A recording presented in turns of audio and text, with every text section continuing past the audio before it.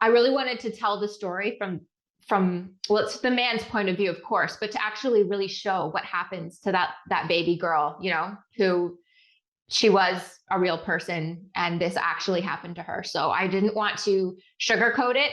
I didn't want to take away any of the graphic aspects of it. I just wanted to blast it out there to get the word out that this is still happening. Many of you in the pro-life world might have seen a young lady, a very attractive young lady with very pink hair, or at least she puts on a wig with very pink hair, and she's always talking about abortion.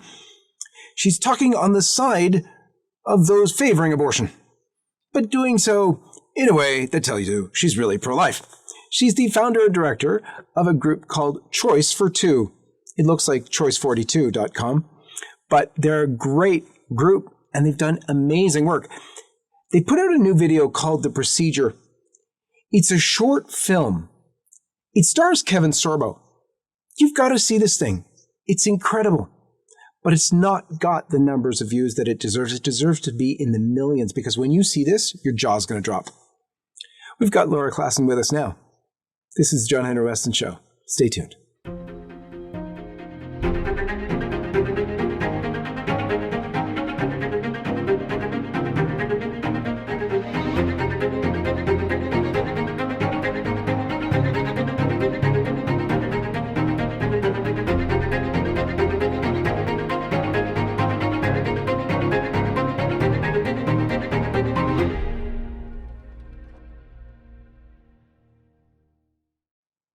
Laura, thanks for joining us on the show. Hi, thank you for having me. Let's begin as we always do with the sign of the cross. In the name of the Father, and of the Son, and of the Holy Ghost. Amen. Laura, first of all, let me say, you've done such superb work all of this time that you've been doing it now for years, basically presenting in the beginning what was just so lighthearted, but with such a serious message. Where in the world did you come up with the idea to do the pink-haired thing? Our goal was to make a viral video. And so I was looking online to see what kind of videos were getting traction. And I noticed a lot of them were satire, and I love satire. So that's where the whole thing came from. And we just used arguments that the pro-abortion people were, telling to us, and they just don't make sense, right? So I just wanted to follow through with their train of thought and just to show what they're actually saying. And so the first one that really went viral was the magical birth canal. And then we made a bunch since then, yeah. Absolutely. Let's take a look at a bunch of those. Human rights. You may think you've always had yours, but you would be wrong. So how did you get your human rights? From the magical birth canal, of course. Disclaimer. Birth canal is not the size of an actual birth canal. Just saying. Before the baby or fetus is born, it is not a human being. Clearly. But as it passes through the birth canal, something amazing happens that transforms it into a person with human rights. Observe. Not a person, not a person, not a person. Coming out the other end, a person! Human rights! Congratulations. You now have value. Can't say the same for this one. So what exactly happens in the birth canal that causes this magical transformation? No one knows. But popular scientific theories include fairies, aliens, or of course, a mini Big Bang. I think it's fairies. No human rights? Human rights. No human rights? Human rights. Makes sense. Thanks, magical birth canal. Science, logic, magic, human rights. What if it's a C-section?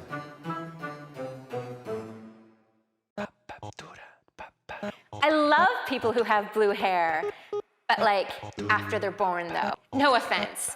I totally respect and value you as a human being now. But before you were born, it was a completely different story. Just saying, thanks to prenatal genetic testing, we can now off all the people who have blue hair before they ever see the light of day. That's compassion. I literally don't know what that word means. You don't need to say anything. I don't have blue hair, which means I know what's best for people that do have blue hair, which is that they shouldn't be born. Sorry. we stop all the people who have blue hair from being born, the world will be a little more perfect and a little less colorful. And isn't that what we all want? Can someone look up that word? What was it? Eugenics? Women can do anything unless you have a baby, in which case your life is over. And no, this isn't my baby. I wouldn't be so foolish. I borrowed her as a prop to scare you away from making the worst mistake of your life. If this was your baby, your life would be all about her. No more yoga with the ladies, no more girls' night out, no more me time at all, really. You'll spend your time changing diapers, feeding her, cuddling her, and receiving sloppy kisses. So gross. Your education? Yeah, not finishing that now. You cannot get a degree if you have a baby. It's physically impossible. Just saying. And not to mention your career. There are no doctors or lawyers or actresses who are moms. #fact. Unless you want to be a stay-at-home mom, which is only the lowest, most pathetic role in society. It's making me physically ill thinking about being a stay-at-home mom. Ladies, save yourselves. Think of yourselves. Don't have one of these. So not worth it. I mean, which would you rather? Honestly, totally a no-brainer. And not to mention pregnancy. Our bodies weren't built for that. Now, you've done something more recently, which is truly stunning. This film that you made, a short film, I understand you wrote it and directed it with Kevin Sorbo starring in it. Just amazing. Where did this come from, and what was the sort of story behind the story? There's an upcoming platform called Lore.tv, and they approached me saying, would you create some content for it? So that is where I even started thinking about a project this big, because like you've seen our little satire videos, we kind of did them on a dime, that kind of a thing.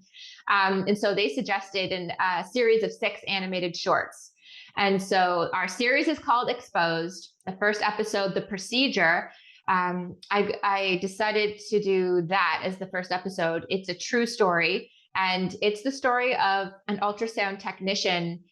He messaged me through Facebook about a year ago.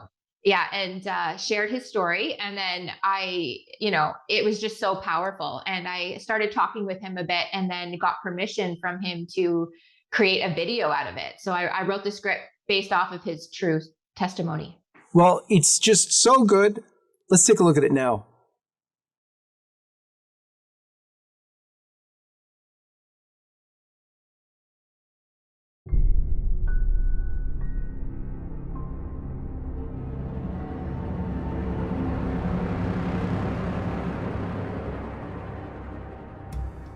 I just arrived at work as the hospital's lead sonographer and was looking at the patient's schedule for the day when my boss told me to go immediately to the OR. The surgeon was requesting ultrasound guidance. That was all the information I was given. I had no idea what I was walking into. I wheeled the ultrasound machine into the OR. The patient was already sedated on the operating table. Plugging in the machine, I waited for instructions from the doctor. He barked at me to place the ultrasound probe on the patient's pelvis so he wouldn't perforate her uterus. Still confused about the procedure, I did as he asked and realized the woman was pregnant. She was in her 2nd trimester, so I easily determined the gender of her baby, a little girl. Stunned, I watched the doctor thrust a catheter into the amniotic sac. The fetus dodged the catheter and tried to hide in the top of her mother's uterus to get away. In horror, I watched as he inserted a forceps clamp and grabbed her tiny leg. She writhed around in pain, trying to break free, but there was nowhere for her to go. Then the doctor pulled hard until her leg ripped away from her body. She recoiled and violently twisted around in pain and curled herself into a tight ball. But it was no use. The clamp grabbed her arm and she struggled to pull away. Her movements weakened now because she was dying. He pulled her arm off of her body. My vision blurred. My eyes filled with tears. The child again curled herself into a tight ball, but again, the device grabbed her other leg and it was ripped from her body. By now, her heartbeat had slowed significantly, but she was still alive. The clamp grabbed her last limb and ripped it off. She wiggled and squirmed around, and then her heart finally stopped beating. I announced that there was no more cardiac activity. The nurse and scrub tech in the room gasped, realizing for the first time that this was happening to a fetus that was still alive. The remaining body parts, the head and torso, were removed. Placenta was removed, and a final look with ultrasound revealed all products of conception were removed. I was told I could leave the room. Up until that moment, I had been frozen. I silently removed the ultrasound machine from the operating room, went directly to the locker room, and threw up. I quit my job at that hospital shortly after. I told my boss I would never again participate in that type of procedure. I was having nightmares and could not escape the memory of what I had witnessed. I would never again assist in the murder of a child. It was over 20 years ago, but it's just as vivid in my mind today. People have no idea we are murdering babies in this way. They think it isn't a person, that it's just a mass of tissue. I'm so sorry for what happened to this little girl, for what I did to her. I'm sorry, sweetheart. I'm so sorry.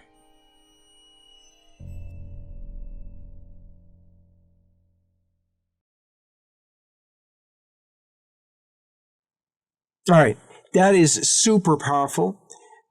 And you got this as a testimony from the technician. That's just incredible. The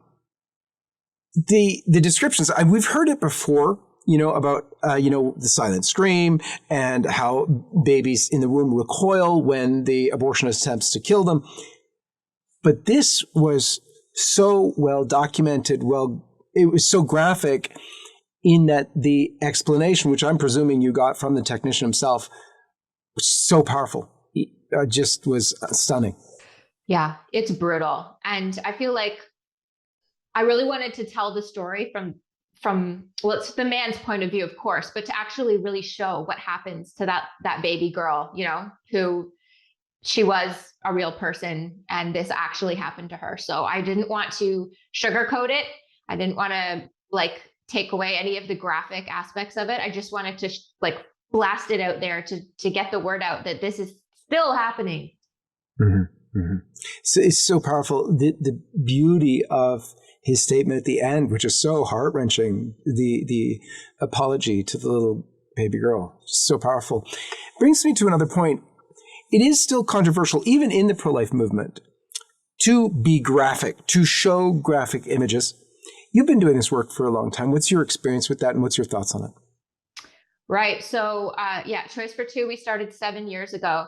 And at first, I was very in line with that, thinking of we don't need to show the graphic, we don't want to be viewed as crazy, offensive people.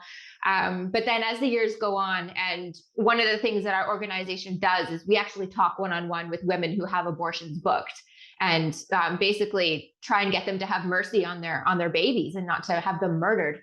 So once you start doing that, you realize that you need to speak very truthfully to women, and you need to show them what they're about to do to their child, if that's what it takes for them to have a wake-up call about what abortion is. So I've completely changed my thinking on that, and I'm fully in support of graphic images. I mean, this is a horrible thing we're dealing with. You can't make it into a nice little package. It's a terrible, awful thing. Wow. What was it that drew you into this fight? You've got beautiful videos out about how you yourself conceived a child and brought the term over the 9 months, and just beautiful stuff you do with your videos. But what's the conviction behind what you're doing? Actually, it was a graphic image. I saw a graphic image when I was a really little kid. I think I was like 4, and that just stuck with me my whole life. And I always had this like nagging feeling, just very aware that there's a genocide going on in my country, and people weren't really talking about it. So I was very motivated to really do something about it, and that's what led me down this path. So one of the things I want to explain to all of our viewers is that you also do these beautiful video testimonies with women who have had abortions and whatnot. Explain that for us, if you will, please. Right. So, yeah, that's our Not Empowering series. And we just, again, just want to show the truth, to say that abortion will damage you. Not only does it kill your child, but if you go through with the murder of your own child, that leaves you with a very deep wound on your heart. And so I wanted to share, again, true stories and have a couple women share their experiences, just so that women who are considering abortion can see what it has done to other women. Let's have a look at a couple of those clips.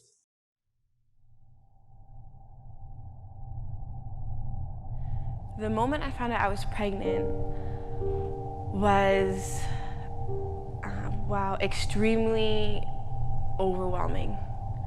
I have never been so scared in my entire life. I just felt sick to my stomach, like, what am I gonna do? And I felt really alone, and I was really scared of telling my family, and I felt ashamed to admit that I was pregnant. I'm only 22, and I have dreams and ambitions, and I really felt in that moment that all of that was gone.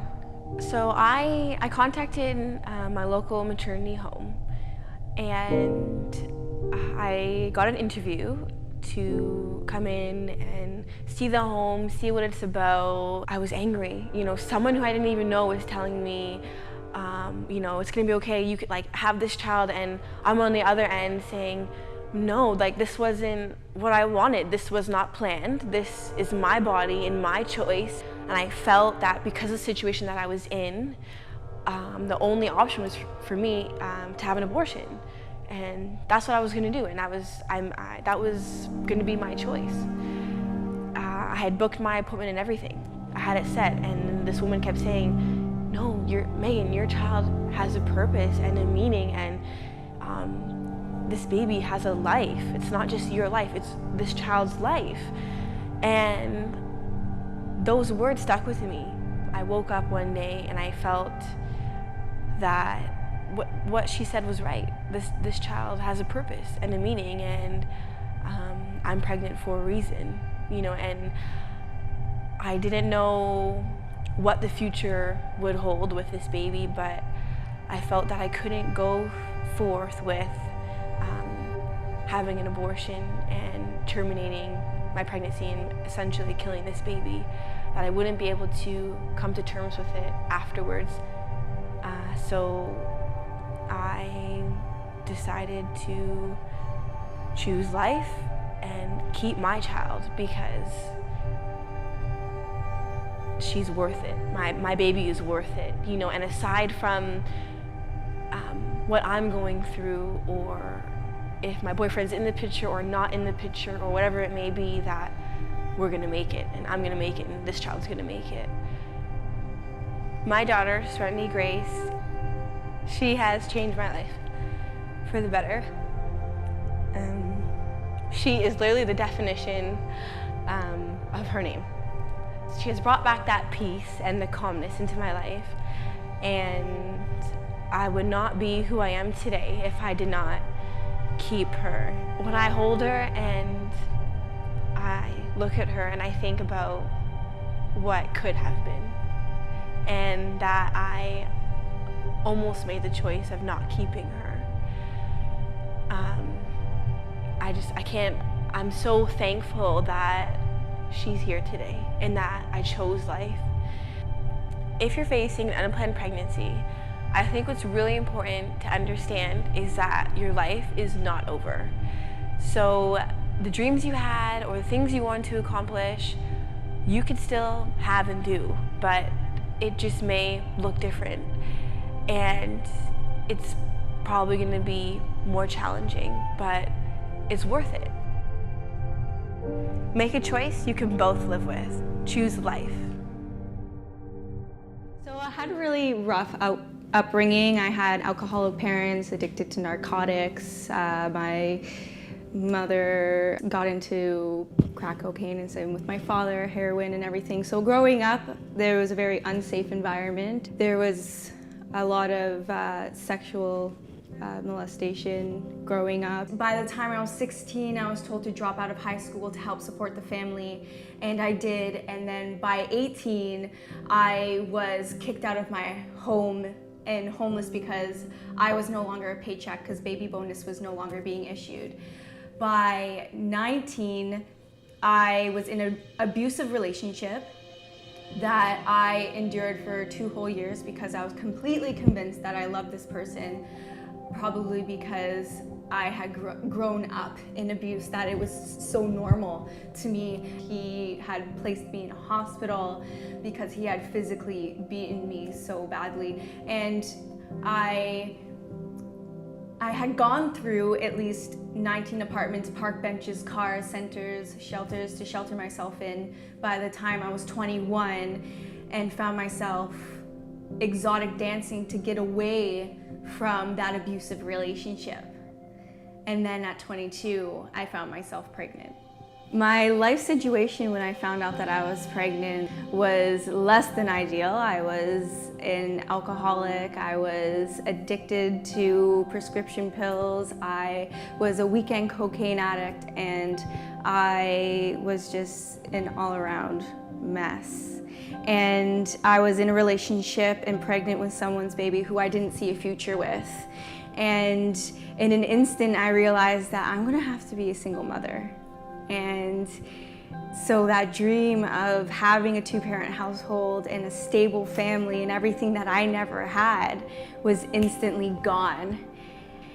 So once I found out, I was contemplating abortion for about an hour, wrestling with this, because I was like, I can't bear a child into my situation. But then it dawned on me, it doesn't matter if it's their child. It's also my child, and that's what really shifted things for me. So I decided to choose life, but I had no idea how I was gonna do it. I had my neighbor come and give me a newsletter, and on the very bottom was Wings Maternity Home, and I found out that as soon as I walked into the home and I chose life, where negative choices used to follow me, now right ones were, and there was support, and there was love, and there was tools to grow up into the mother that I knew I could be. My daughter Azalea is a blessing and the reason for my turnaround, and she is the reason I wake up every morning. So what I would say to someone who is facing an unplanned pregnancy is that I would encourage life, and that there are resources out there, and no matter what your situation is and what you're going through, that you're not alone.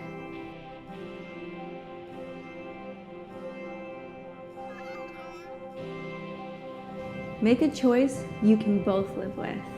Choose life. My name is Louise. I am 24 years old. I am a mother to an angel, and my angel was born out of rape. I was raped by somebody I knew, and 5 weeks later, I had missed my period, and that's when I knew I was pregnant. I decided to choose life because I wasn't going to let an innocent life pay for one man's intent to hurt me. She hasn't hurt me. She's provided me with healing and growth and new experiences that I never knew that could happen in my life. So if she's not going to pay for what one man's intentions were, because her intent is just to enjoy her life. When people say abortion is needed in cases of rape, I feel that is very unfair. If your body has already started to create life, undoing the process seems very detrimental. I also knew in my heart that there's already a heart beating, there's already a life there, and for me to go and intentionally take away someone's chance at life, that wouldn't sit well with me for the rest of my life. My daughter is my angel. She brings me a lot of hope for the future, to let me know that not every disaster has to bring traumatic pain to where you can't cope. It actually can bring about beauty if you look for the beauty in the disaster. So she's my beauty. I am so grateful I made the decision to have my daughter, because she's brought me so much joy. Every day I wake up to a beautiful smile, and had I not made that decision, I would have just been left with a disaster on my heart. Becoming a mother has changed me in ways I could never imagine. I feel like the most optimal version of myself. I feel more purpose to each day I live. It's just given me super strength, really. I've drawn a lot of strength internally that I didn't know was there before, so I'm very happy and I love being a mother. What I would say to a woman who has just found out she was pregnant as a result of rape is that there's hope. There's hope beyond just healing from the traumatic experience you've been through and figuring out how you're gonna make it for what's to come. I would say don't give up, because if you survived such a traumatic experience and you were gifted with a miracle, then clearly you have more potential than you could ever know. Make a choice you can both live with. Choose life.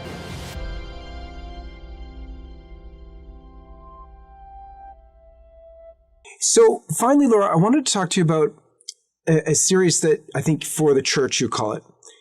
But it's, for one, you did that video, which I think was stunning, about how abortion's child sacrifice. We're going to have a quick look at that.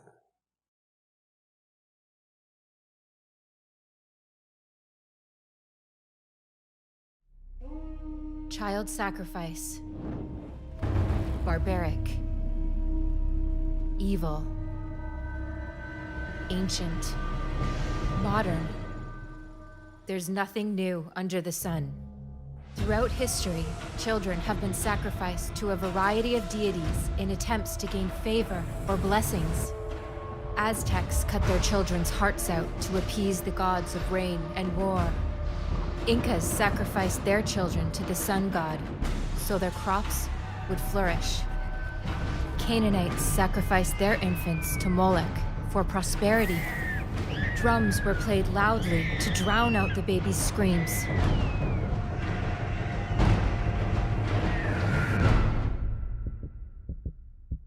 Child sacrifice never stopped, and we still don't hear their screams. There's nothing new under the sun. We sacrifice our children today, not for rain or war victories, but for freedom or convenience. We sacrifice to gain favor in the workplace, or for the blessings of money or fame. We sacrifice our babies on the altar of free sex. Child sacrifice is no longer a public event. It's done behind closed doors. Rather than a gory burning or bloody stabbing, it's become a neat, sterile, and clinical event. We don't throw our children into the fire or leave them to freeze to death. We starve our babies, legs, and crush their skulls. We call it choice. We call it empowerment, and our culture condones it. We celebrate it. We celebrate baby murder.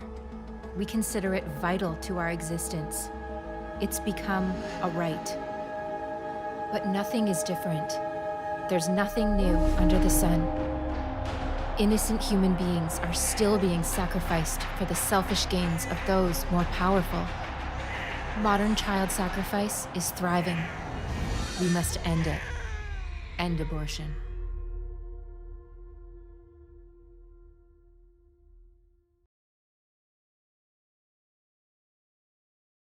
But also you have this letter to pastors, which I thought was really stunning. Lay that out for us, if you would, please. Sure. So, yeah, that is interesting because I feel like the Catholic Church, obviously, as you know, they've pretty much always been against abortion, and they're very vocal about it. Meanwhile, the evangelical church, the Protestants, a lot of them will say, "Oh, yeah, they're personally pro-life," but there's no kind of bold stance on it, really. So I wanted to encourage those people that this is an issue that everyone should be involved with, and just to kind of give them a wake-up call. And that's where that letter came from. It's written by a pastor in Texas, and yeah, people have been pretty offended by it, but it has it has done its job because it is pricking people's consciences. It has. I mean, so it starts off with, imagine if there's a law allowing the killing of pastors. And you tried to get people involved in this and nobody's showing up. How does that make you feel? And it's amazing because it's like, okay, think about that for a second. And in that sort of typical Laura Klassen version is, I'll wait. I thought that was great. And what about the unborn babies? So really, really beautiful stuff, but very powerful and challenging pastors to take this seriously. The gravity of what's actually going on. Amazing work. Amazing work. How can people learn more about Choice for Two and about the projects you're involved with? So they can go to our website, choice42.com, which, as you mentioned, looks like 42, choice42.com. And then we have, Choice for Two on all the different social media platforms. They can connect with us there and watch our stuff and share our stuff. That would be amazing. So finally, who are you looking to reach? You've actually, I think, broken the bubble to reaching some of the young people. Was that one of your goals? And what's your ultimate message to them? Yeah, we are trying to reach young people, of course. For one thing, they are a big group of the people that are having abortions. And then also just to get them to realize that the slaughter is going on in our country. My message is that abortion is murder. We've tolerated it for far too long. People need to be bold. They need to stop caring about being controversial or being viewed as weird, or they need to be proud that they're anti-abortion and to stand up for these babies who don't have a voice. Amen to that. Laura Klassen, thank you so much for what you're doing. Thank you for having me. God bless you, and God bless all of you. We'll see you next time. Hi everyone, this is John-Henry Westen. We hope you enjoyed this video, and to see more like this, be sure to hit the subscribe button below to get all the latest content from LifeSite News. So check out our links in the description to read more, sign up for our newsletter, and connect with us on social media so that you can stay up to date with all of the latest life, family, and culture news. Thanks for watching, and may God bless you.